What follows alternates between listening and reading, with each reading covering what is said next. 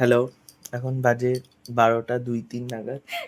এই যে সুমনা আমার জন্য একটা বার্থডে সারপ্রাইজ এই যে দেখ আয়োজন করেছে। দাঁড়ান একবার ব্যাক ক্যামেরা করি।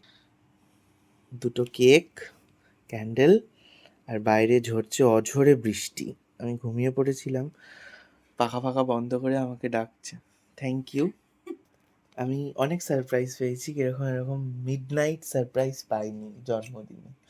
তো থ্যাংক ইউ। মেহুনা কাটতে হবে তো এটা? ইয়েস, এটা আমি রেডি। না ধরো,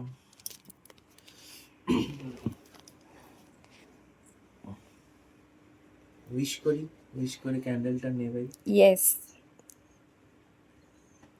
happy birthday to you, happy birthday to you, happy birthday, happy birthday, happy birthday dear হাবি।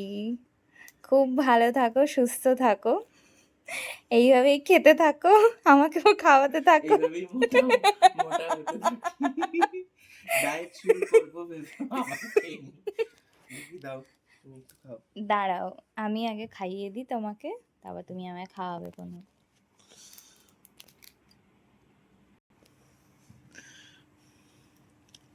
দাও।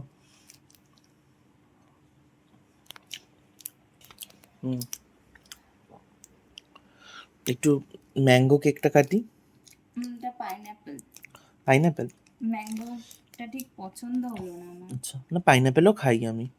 আমার চকলেট ছাড়া সবই ভাল লাগে। বাবা পুরো লেবড়ে ফেললাম। না, ওটা এনেছি তো অনেকক্ষণ। ফ্রিজে রাখতে হতো, কিন্তু তুমি তো সারপ্রাইজ দেবে, এত রাত্রির আর ফ্রিজ করে দিয়ে পাবে? ঢুকতে পারতে রাখলে এখন আমি। খুব সুন্দর খেতে। এই জন্য তো আমার আজকে আসতে এত দেরি হয়েছে। ওই জন্যই আমি ফোন করেছি, কোথায়, বলছে এখনো ফিরিনি।